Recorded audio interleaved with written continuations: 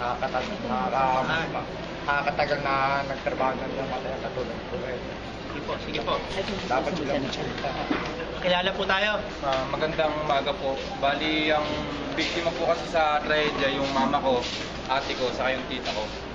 Kasi share ko lang po, yung mama ko po, lagi siyang may dinadaing sa dibdib niya, sa chemical. Kahit pinapain po siya ng papa ko sa trabaho, ayaw niya ito eh. Kasi mama ko kasi, kahit yung bata pa daw yan, nasanay po dumiskarte ng sarili niya. Kahit nahihirapan siya, 6 to 6. Minsan, 200 lang kinikita niya. Uuwi siya ng alas 6. Minsan, inaalala niya pa rin yung sako na naiwan niya doon. Babalikan niya. Hanggang sa minsan, nag-uusap sila ng papa ko na gusto niya na rin mag-resign. Kaso inaalala niya, mag-resign siya. Pakiawan lang po kasi siya, 15 years. 15 years siya doon. Parang gusto niyang na mag-resign siya after nun. Wala ko daw ubas ang makukuha. Tapos kahapon, gusto ko rin tanungin doon sa attorney. Wala lang akong lakas ng loob. Baka kulang yung kaalaman ko. Na ano ng mga pakyawan, wala siyang kasi yung pinangahawakan na walang pinirmahang kontrata.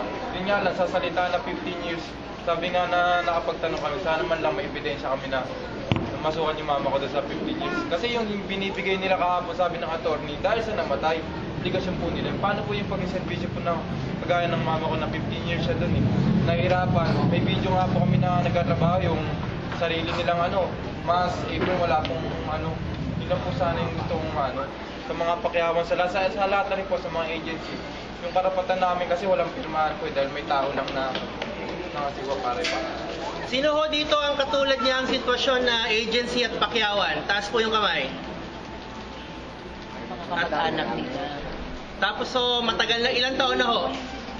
10 taon pataas. So ang tanong ho ni, ano pangalan mo? Aljon po. Tanong ni Aljon, ano yung habol ng mga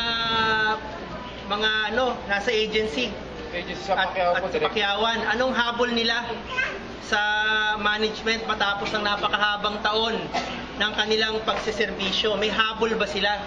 Yun po yung tanong.